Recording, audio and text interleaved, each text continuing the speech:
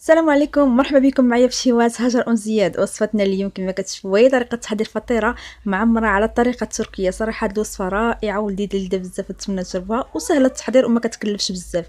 كيف العاده ما تنساوش تابوناو معايا في لاشين وتضغطوا على الجرس لتحت باش ان شاء الله يوصلكم كل جديد. ولا عجبتكم لا فيديو ما تنساوش ديروا ليها جيم، واكيد الا عندكم شي سؤال او استفسار خلوا لي تعليقاتكم تحت، انا اكيد غادي نجاوبكم اليوم. الان نخليكم مع المقادير والطريقه في لا فيديو.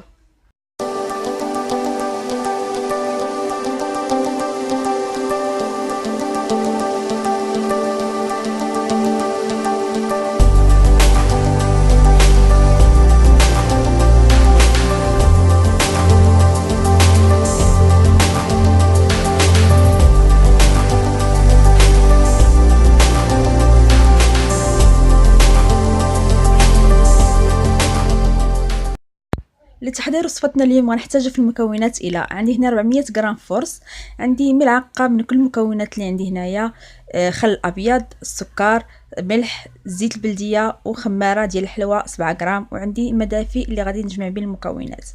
الان نبداو على بركه الله. في العجانه ديالنا غنحطوا الخماره تاع الحلوى، الزيت، الملح والسكر، وما ننساوش الخل الابيض اللي كيخلي العجينه كتبقى طريه وسهله اننا نخدموا بها.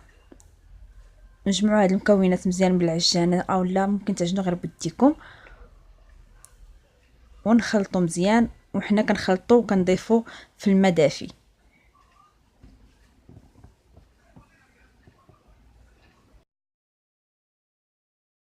بعد ما جمعت لنا العجينه كما كتشوفوا معايا راها لزجه وكتلصق في اليدين رطبه بزاف، كنحيدوها من المول ديال العجينه ديالنا وناخذوا زلافه تكون مدهونه بالزيت ونحطوا فيها العجينه ديالنا ونخليوها ترتاح مده 10 دقائق حتى ما بين 5 دقائق حتى 10 دقائق تقريبا، ومن بعد نشكلوها كويرات.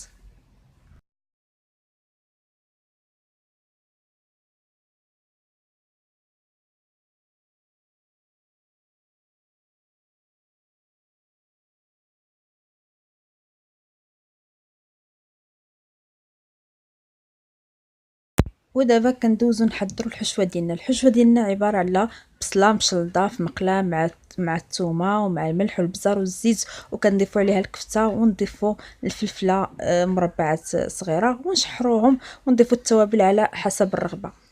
الان بعد ما ارتاحوا لنا الكويرات ديالنا كناخذوا واحد الطبسيل اولا سميتو بلاطو ندهنوه بالزيت ونسرحوا اول كره غير بشويه، ما نسرحوهاش بزاف، غير نحلوها شويه بيدينا ونديروا ليها الزيت، ومن بعد نحطوها على جنب وناخذ كره اخرى ونحلوها حتى هي غير شويه، ما نحلوهاش بزاف، ونحطوها فوق الكره الاخرى حتى نكملو. تقريبا حنا عندنا في العجين 10 ديال الكرات، يعني غنحلو كل 5 بوحديتهم، 5 كل وحده غنحطوها على وحده تنكملوها، وحنا كنديروا الزيت بين كل كره وكره وكنشكلوا جوج ديال الصفوف فيهم 5 ديال الكرات. فالطريقه راها واضحه في لا فيديو، تبعوا معايا غير لا فيديو حتى الاخر وان شاء الله غتفهموا الطريقه.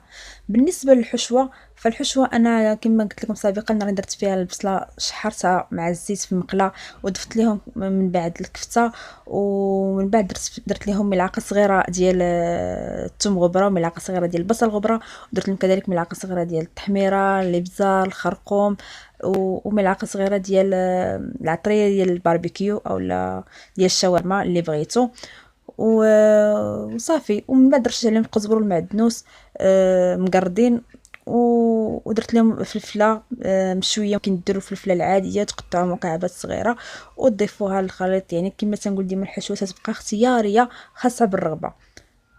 الان كما كتشوف معايا انا نكمل الصفوف ديال اولا الكويرات الخمسه كما كتشوف معايا، ما كنحلوهمش مزيان غير شويه، ومن بعد شوف عندي تما كاين 5 ديال الدوائر صافي كنحطهم على جنب، ونبدا ثاني نهز الكرات الاخرين ونشكل كذلك 5 ديال الكرات او 5 الصفوف كما كتشوفوا معايا هنايا. هاني كنولد جوج صفوف كل صف فيه 5 ديال الكرات. دابا الان غناخذوا اول كره اللي شكلنا في الصف الاولاني نحلوها مزيان كما كتشوفوا معايا هنايا،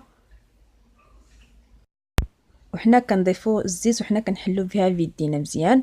من بعد كناخذوا المول مدهون بالزبده اولا بالزيت اللي بغيتو، المول اللي غادي ندخلو الفران، كنحطو فيه العجين ديالنا ونقادوها مزيان في الجوانب ديالها بيدينا مزيان. ومن بعد كناخذ الكره الثانيه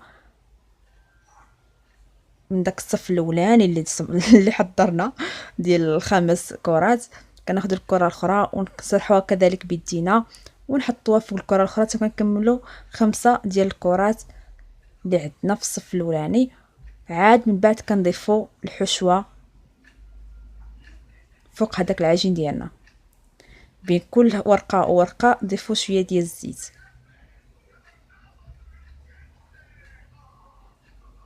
صافي كنبقى مستمره هكا حتى نكمل جميع الكرات اللي عندي اولا العجين اللي عندي، ومن بعد كنضيف الحشوه.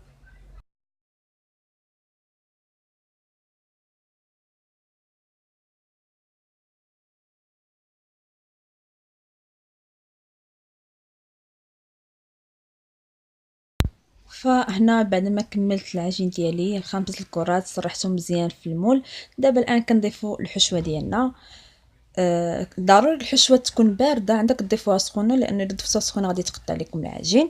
ضيفوا الحشوه ديالكم تكون بارده، ومن بعد غنضيف شويه ديال الفرماج محكوك، حتى هو تيبقى اختياري حسب الرغبه اللي بغات تضيفو.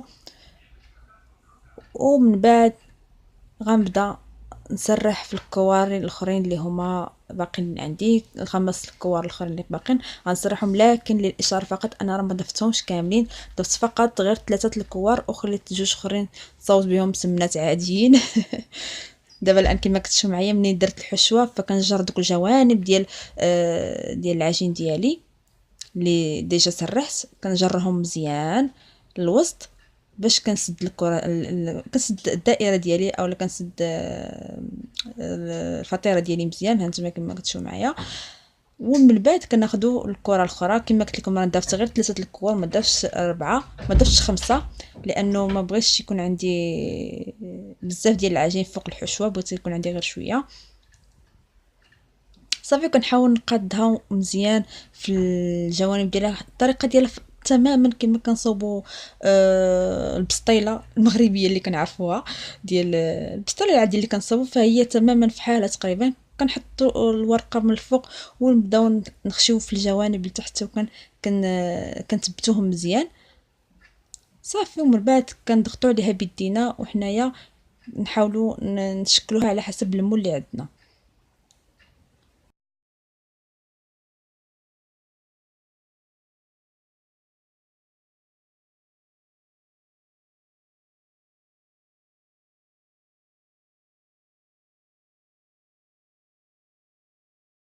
وهنا بعد ما كملنا اللف تاع الفطيره ديالنا، دابا الان كناخذوا السكين يكون ماضي هكا ونحاولوا نطراسيو مزيان اولا نقطعوا مزيان الفطيره ديالنا على شكل مثلثات وكنقطعوها مزيان.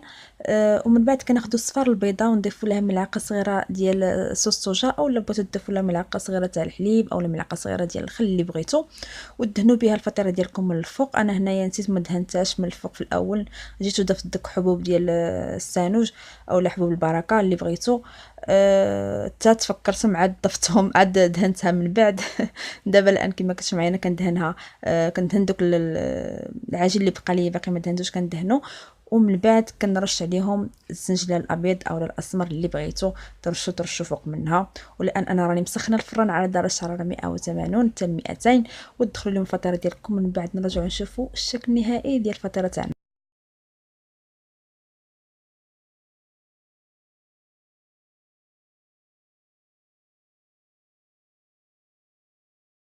وهذا هو الشكل النهائي ديال الفطيره ديالنا. كما كتشوفوا معايا راه سهله ولذيذه بزاف، انا يلا خرجتها من الفران مازال سخونه. دابا الان كناخذ اوراق المعدنوس وكنحاول نزين بها الفطيره ديالي، وكناخذ واحد الطوماط سيغوز كنحاول نحلها بالمسمار في الوسط ونحطها في الوسط للتزيين فقط، التزيين كيبقى اختياري لا اكثر ولا اقل.